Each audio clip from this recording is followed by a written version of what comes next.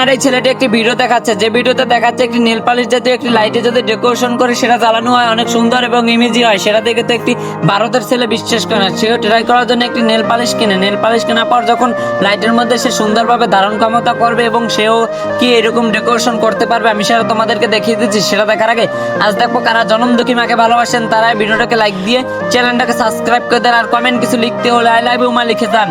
বন্ধুরা, আদৌ চেষ্টা করার পর ছেলেটি এক পর্যায়ে সাকসেস হইলো এবং সবাইকে বললো যে আমিও ধারণ ক্ষমতা এক পর্যায়ে সাকসেস।